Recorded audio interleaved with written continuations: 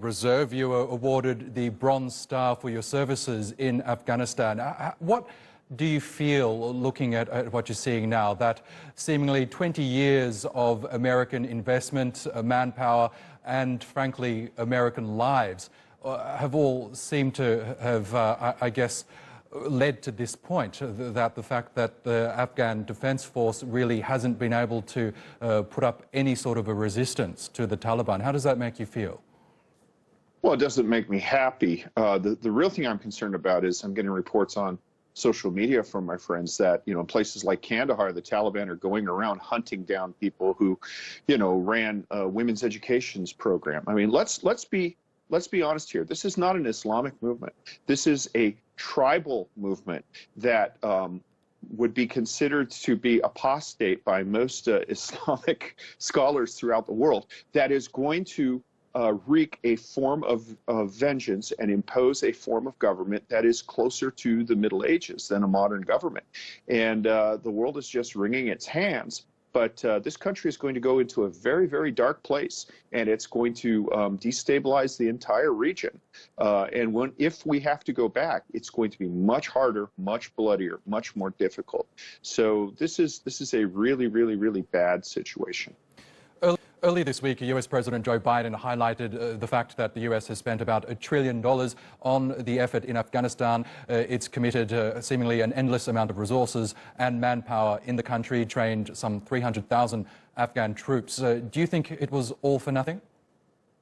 Well, no, it's not all for nothing. I mean, there are, one of the things I did in my free time in Kabul was I taught Afghan women how to speak English. There is, as your Afghan speaker said, a level of education, a level of infrastructure that didn't exist before. I'm not sure whether that will take it back. We may see, the Taliban, the last time they were in power, they were kind of like a Middle Eastern Khmer Rouge, determined to take everything back to a primitive level.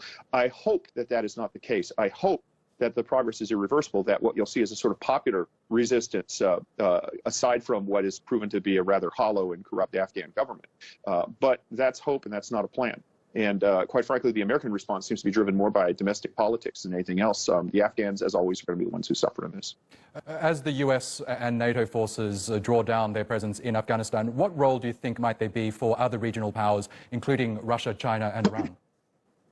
Well, Iran is going, actually, right now, I think all of these powers are kind of either celebrating or having a moment of schadenfreude at America's expense. But I think that they are going to regret this. This is going to be a common problem. I mean, right now, Taliban leadership is meeting with China, because China's happy to see, the United States take it in the nose anywhere in the world.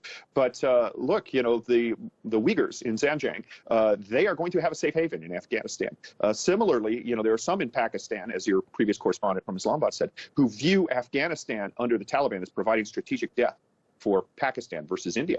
But the Taliban think that the Islamabad regime is apostate and that they have a duty to overthrow that. And now they have modern weapons. They have armored vehicles. Iran welcomes the removal of American forces, but Shia in Afghanistan will be persecuted under the Taliban, as they had been the last time the Taliban was in power. There were mass executions of Shia. The Iranians are not going to like that. And all of the countries are going to see an influx of refugees. So nobody comes out a winner here.